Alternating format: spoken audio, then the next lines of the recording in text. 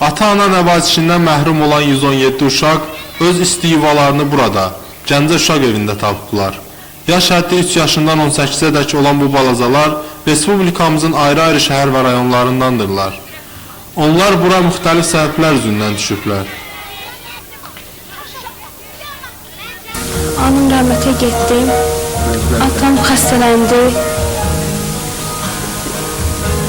Biri 9 uşaq idi, 8 bacım bir qardaşım var idi. Bəri verilir dettuma, mənə gətirlər uşaq evinə. Və mən buraya Rəfiq anayı gördüm, Aydın müəlliməni gördüm, Zahir müəllim, onların işçilərini. Gördüm, bura çox gözəl yerdi, xoşuma gəldi. Mənim körpəlikdən atam şəhid olub, mənim anam necə olduğunu bilmirəm. Mənim atamın dostu bura gətirib, yəni ki, biz çöldə qalmayaq. Bizi oxumaqdan ötəri, biz pis əməllərə yola getməyək, düşməyək. Ona görə bizi bura gətirdilər ki, 1997-ci ildə anam rəhmətə getdi, atam 2-ci qrup 50 ildi. Biz ağır günlərimiz ondan sonra başladı, çətinlik çəkdik. Mənim soyuqdasına götürü, baxa bilmədi ancaq. Baxa bilmədiyindən, tərbiyə verə bilmədiyindən, oxuda bilmədiyinə görə bizi bura gətirdi.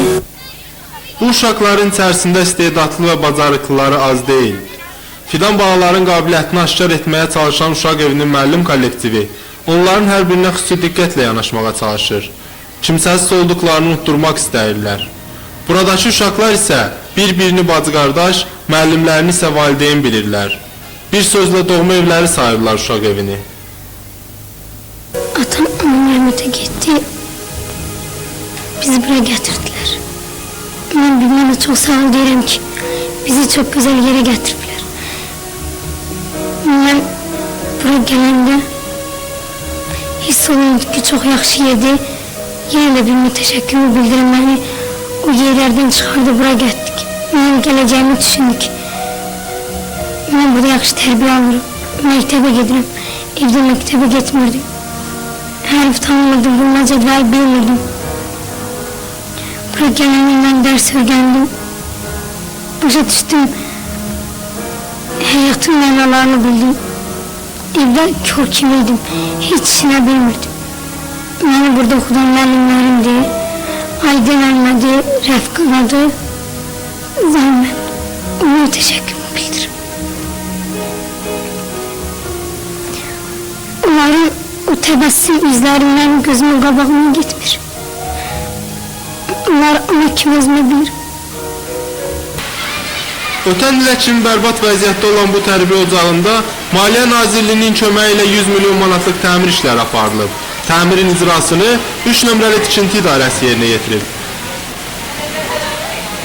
Maliyyə Nazirliyinin köməkliyi ilə bizə dövlət səviyyəsində pul ödənilmişdir. O pul vasitəsilə icra hakimiyyətinin köməkliyi ilə biz burada 70% gözə çarpan təmir işləri aparmışıq. İcra hakimiyyətinin başçının mavini Arif Qaziyev tərəfindən çoxlu köməkliklər görmüşük.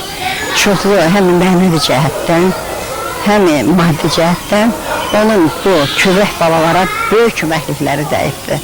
Hətta bizə yardımcı təsərrüfat ayrılıbdır ki, bu uşaqlar üçün orada evlər tikdirəcəyik. Müsahibimizin dediyinə görə Gəncə uşaq evini dərman preparatları ilə ayrı təşkilatı təmin edir. Təəssüflər olsun ki, bir neçə nəfəri çıxmaq şərti ilə Respublikamızın imkanlı adamları bu uşaq evinə kömək əli uzatmırlar. Yəni Hacı Zeynalabdin Tağıyevin xeyrətçilik ənənəsini davam etdirmək istəyən iş adamlarımız daha yoxdurmu? Məqsəd Rəhimov, Vaqif İbrahim Xəlil, Xəbər Plus.